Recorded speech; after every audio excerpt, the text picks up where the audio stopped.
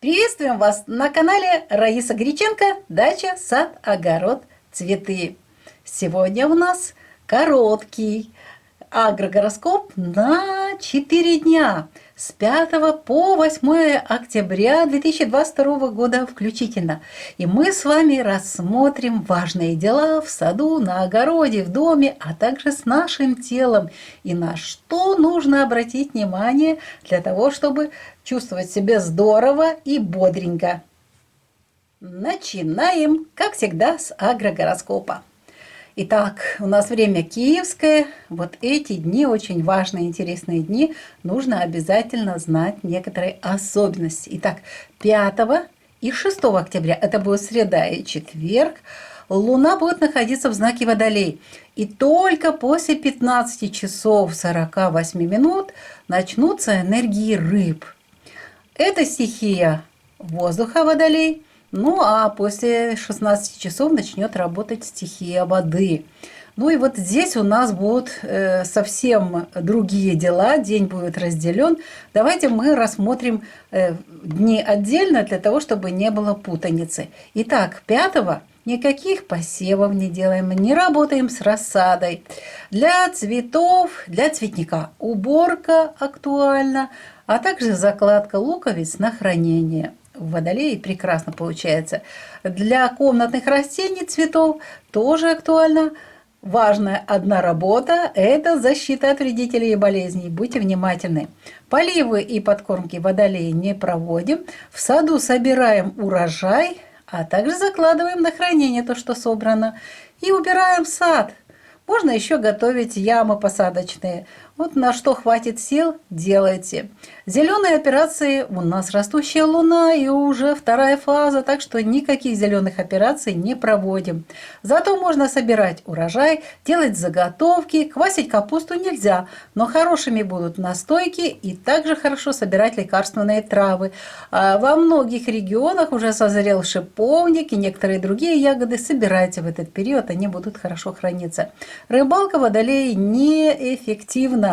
Ну, единственное, что можно отдохнуть. Для комнатных овощей актуальна защита от вредителей и болезней. Ну вот смотрите, 6. Вот что мы должны для себя заметить. До 17 часов время подготовительное. Это энергии стихии воздуха. Тем более Водолей – это не посевной, не посадочный период.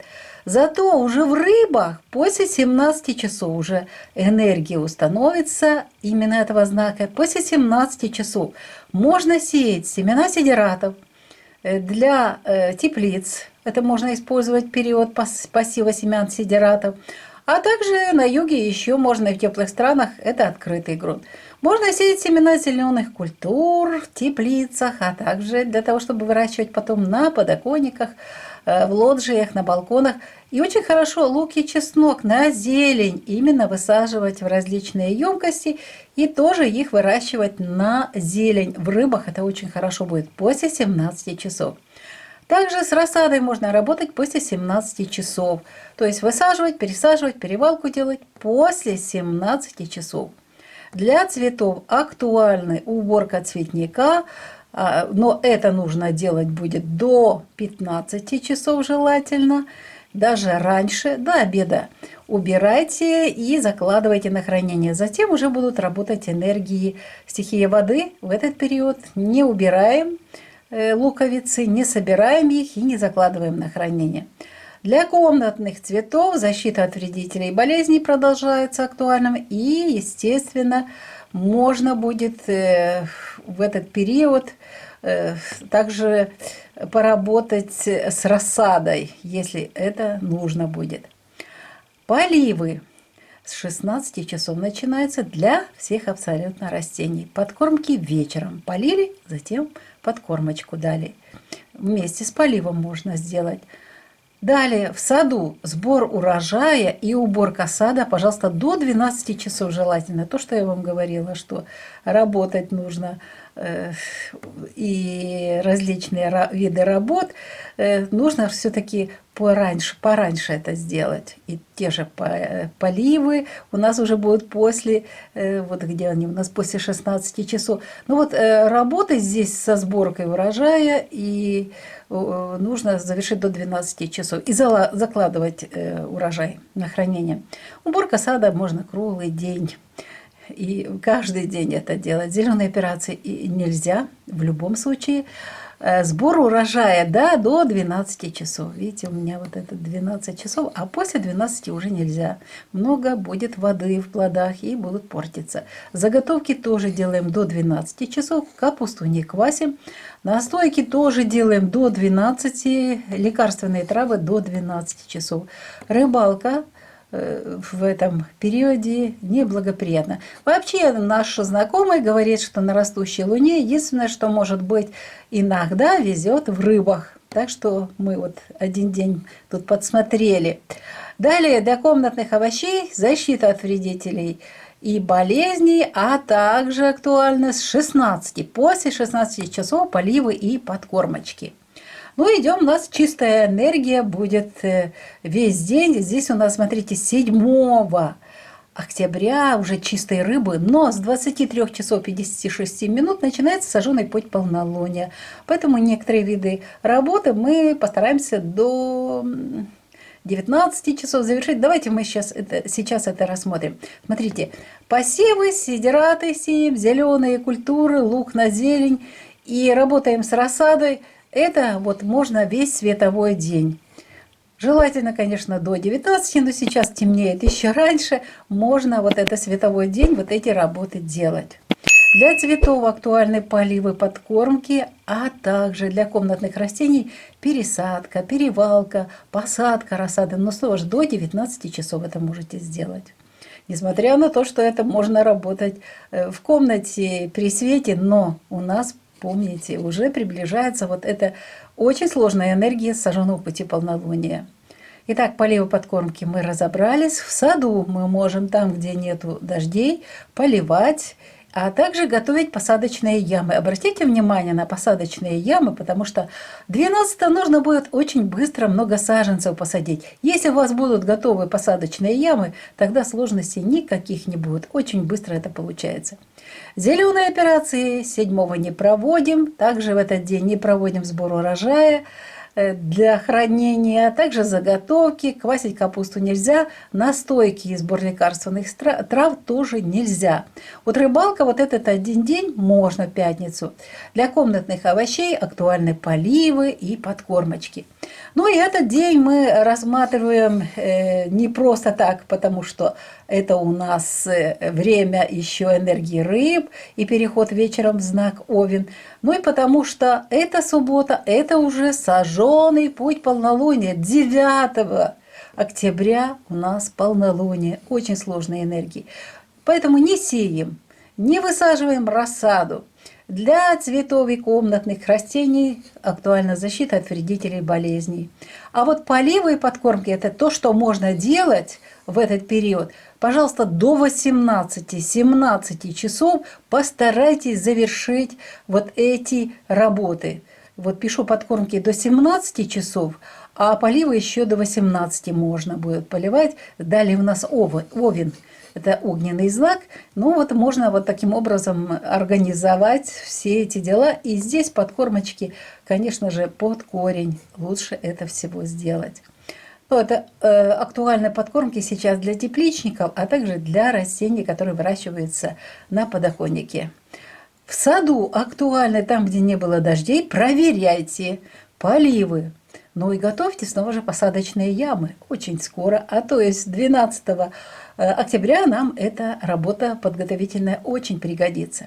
Ну а теперь у нас нет. Зеленые операции не проводим, не собираем урожай, заготовки, квашение капусты, настойка, сбор лекарственных трав и рыбалка. Здесь сожженный путь полнолуния, очень высокое напряжение, очень сложные энергии, поэтому в этот период эти работы и самое главное, это знак стихии воды, мы не проводим. Для комнатных овощей, пожалуйста, поливы и подкормочки проведите до 17. Но самое крайнее время это 18 до 18 часов. А теперь рубрика Луна для дома, для здоровья с 5 по 8 октября, время киевское.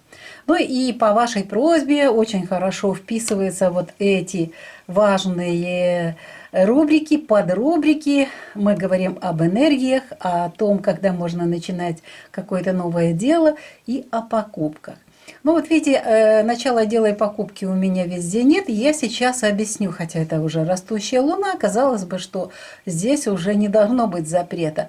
А запреты есть. И почему даже Меркурий у нас уже растущая луна, и Меркурий второго уже наконец-то выходит и вышел из ретроградности. Что у нас важно знать, почему вот эти у нас везде нету. Итак, у нас до 9 числа Меркурий будет в оппозиции к Нептуну. Что это у нас дает? А это на деле одна вещь, если мы покупаем и видим, а когда проверяем, оказывается другая. И цена может быть другая, и качество совсем не соответствует тому, что указано. В этот период, до 8 включительно, Венера в оппозиции с Юпитером, а Юпитер в это время в Овне. Поэтому очень много будет ошибок. Ошибки в той же покупке или ошибки при подготовке каких-то документов, начала вот этого дела, бизнес-плана и тому подобное. Потом окажется, что это не соответствует действительности. Ошибка на ошибке. Далее, с 7 по 13 октября большой тригон. Солнце, Марс, Сатурн. Большой тригон, значит, объединяет еще два квадрата Солнца. Квадрат Нептун, Марс и Сатурн, Уран. Да, Солнце своей созидательной энергией будет поддерживать два квадрата и усиливать в то же время напряжение. В этот период Венера и Солнце находятся в Весах. И смотрите, 8, ну, насколько мне позволяет место, я вот стараюсь написать основные вот такие вот эти аспекты. 8 Юпитер соединяется с Нептуном, и Луна усиливает Тау квадрат Меркурий, Марс, Нептун. И 9 у нас полнолуние. Что это значит? А это значит, что наше сознание затруднено. Хотя позади уже магнитные бури, и они не предполагаются в этот период. Но состояние будет таким, словно сносит крышу, будет давить на мозги, как будто бы на плечи уложили многотонную глыбу. Будет очень много различной информации. Но эта информация, не верьте ей, это обманчивая информация. И это время как раз, когда заставляет вот эта информация бунтовать, внутри такие конфликты, даже при разговоре с кем-то сразу же загорается огонь и конфликтуют люди. Внутренние переживания. Помните, что 25-го у нас приближается коридор затмений, это 25-го начинается коридор затмений, и это солнечное будет затмение. Поэтому постарайтесь отказаться от всех новостных программ. И по телевизору, и по радио, а также в интернете.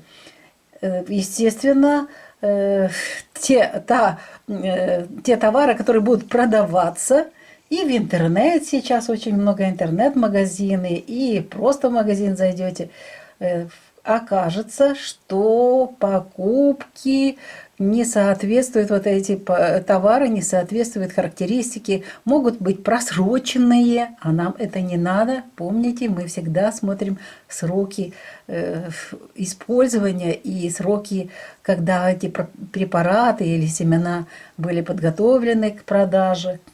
Вот эти моменты очень опасны, поэтому пожалуйста, в этот период мы не покупаем. Еще раз напоминаю, что это все можно будет делать с 10 по 23. То есть у нас будет позади сожженный путь полнолуния, само полнолуние, и затем уже после 10 можно будет начинать вот эти покупки, ну и новые дела. Но мы более подробно, там еще будут какие-то нюансы, мы будем об этом говорить. Но сейчас у нас везде и всюду нет. Надеюсь, что я ответила на ваши вопросы и объяснила, почему эти «нет» у нас продолжают появляться в этих подрубриках. Что касается печки, давайте эти 2 дня, 5 и 6 в Водолее, будет нормально гореть, если заранее была уже протоплена печка. Дыма не должно быть, кроме 6 после обеда. Вот здесь может быть дым. Стричь волосы можно 5, 6 до 14 часов, желательно это сделать. Стричь ногти можно тоже 5, 6 до 14 часов. Красьте волосы только органическими препаратами и до 14 часов. Мыть волосы можно до 14 часов, от 6, 5 и 6. Уход за кожей только вечером, потому что в стихии воздуха не воспринимают клеточки, вот эти питательные вещества. Очистка кожи у нас на растущей луне не проводится, и очищение организма на растущей луне тоже очень мало времени, некоторые дни только для этого подходят, но растущая луна не для этого. Для рукоделия Водолеи, конечно же, нет, потому что Водолей – это ветер. Никаких идей у тебя нет в голове точных и не вырисовывается. А вот после 16 часов даже будут идеи. Рыбы дают творческие какие-то потенциалы, это растущая луна. Вечером может что-то и прийти интересное, ну и можно творить. Для теста актуальна добавка жидкости или уменьшение муки. Это знак стихии воздуха. Стирка в это время 5 и уборка 6 лучше. Можно делать такую текущую, но она не очень качественная будет. А вот 6 в четверг, уже после 16 часов, будет качественная и стирка, и уборка в знаке рыбы. Ремонт, если хотите делать, то и проветривать вещи, делать это 5. 6 нужно желательно до 12, но самое позднее до 14 часов, если погода позволяет. Снова же, если, кстати, Водолей начал очень интересно себя проявлять, то есть энергии в знаке Водолей проявляют, тем более у нас Меркурий в оппозиции к Нептуну, тут вот интересный Тау-квадрат работает, Нептун у нас участник активный различных событий сейчас космических, поэтому может такое быть, что как будто бы стихия воздуха, но и в это время может вот эта стихия воздуха и принести циклон в ваш регион. Так что внимательно следите за прогнозами синоптиков. Ну, а теперь 2 дня, 7, 10. Это уже стихия рыбы, и у нас впереди полнолуние. Что мы можем делать? Вот что касается стрижки волос в рыбах, и тем более сожженный путь полнолуния, не делаем этого. Не стрижем ногти, не красим волосы, не моем волосы, смотрите, обратите внимание, 7 и 8 до 19 часов 30 минут. После 19:30, пожалуйста, качество будет нормальное, там уже Овен будет работать. Уход за кожей в рыбах прекрасно, можно использовать этот период, но вот только вечером уже, желательно до 19 часов, эту маску нанести на лицо, на руки, ну, то, что вы собираетесь питать, вот это будет работать. Очистка кожи на растущей луне мы не делаем, очищение организма тоже не делаем, а вот рукоделие в рыбах очень даже хорошо, тем более у нас энергии как раз уже перед сожженным путем полнолуния, а также полнолуние очень хорошие энергии, работаете, трудитесь, красивые вещи получаются. Для теста актуальна добавка муки или уменьшение жидкости. Вот здесь можно устроить генеральную стирку и генеральную уборку. То есть в пятницу и субботу. Постарайтесь это в световой день завершить, и будет очень хорошая качественная работа. Но вот ремонт и проветривать вещи в это время не рекомендуется. Качество ремонта плохое, а вещи притягивают влагу. И особенно там, где жгут костры, вещи напитываются вот этим дымом неприятным. С помощью еще влаги напитывается очень много, как губка, вот это все впитывает в себя. Луна для здоровья. Давайте рассмотрим, что нужно знать, чтобы мы себя хорошо ощущали и над чем нужно поработать. Итак, 5 и 6 октября в дни нахождения Луны в Водолее будут уязвимы ноги. А что это значит? Ноги – это наши лодыжки, голеностопные суставы, а также икры, мышечная система, нервная система, кровообращение, сосуды ног и вся сердечно-сосудистая система. И напоминаю, что сейчас очень актуально вот судороги икроножных мышц прихватывает хорошо, вот эти перепады температур.